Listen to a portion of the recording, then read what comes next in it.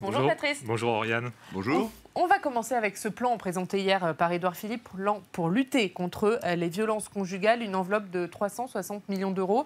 Les associations demandaient 1 milliard. Est-ce que c'est un plan à minima qui a été présenté hier?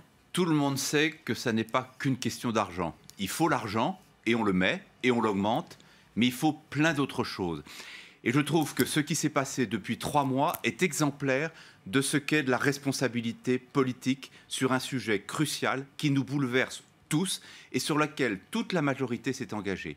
Le groupe que je préside... C'est exemplaire. Pourtant, il y a 3 ministres qui ont publié une tribune dans le Parisien disant que le compte n'y était pas. Non, attendez, ça ne se mesure pas en millions. Quand on va travailler de façon très active sur la question de l'éducation, et notamment l'éducation des plus jeunes, pour bousculer un certain nombre de modèles qui ancrent dans le passé la banalisation des actes de violence, quand on va travailler sur la question de l'autorité parentale, quand on a voté, ça a été fait par l'Assemblée nationale récemment, le bracelet anti-rapprochement, quand on multiplie les centres d'hébergement pour que les femmes victimes de violences puissent trouver refuge, quand on va travailler aussi sur les auteurs de violences pour faire en sorte d'extirper le mal qui les habite. Ça, ce sont des mesures qui ne se calculent pas en millions, qui ne se calculent pas en dizaines de millions, qui se calculent en changement de mentalité.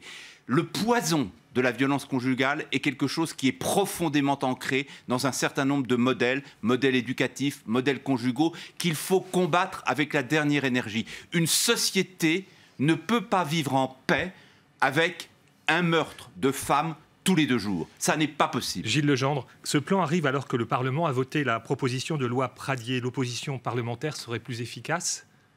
Non, parce que comme vous le savez, la proposition de loi d'Aurélien Pradié a été votée à une écrasante majorité et a été négociée et discutée avec le groupe que j'ai l'honneur de présider. Mais l'opposition a présenté des mesures avant le gouvernement. Oui, mais tant mieux. Il y a urgence. Tant mieux. Et j'espère que d'ailleurs la loi va être définitivement adoptée.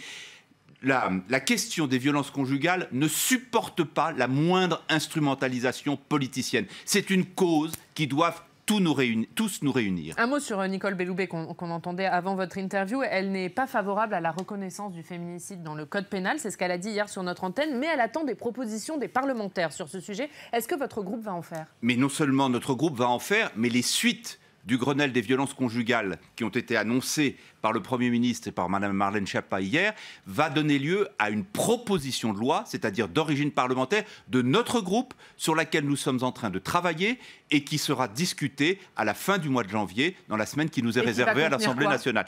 Nous sommes en train d'y travailler. Je ne peux pas vous dire encore exactement dans les détails tout ce que nous y mettrons, mais ça sera la droite ligne de ce qui a été présenté hier par la ministre et par le Premier ministre, en complément de ce qui a été voté en avance dans le cadre de la proposition Pradié. Et qui pourrait contenir la reconnaissance du féminicide dans le code pénal. Nous allons regarder, vous savez, c'est une question de terme, c'est une question sémantique.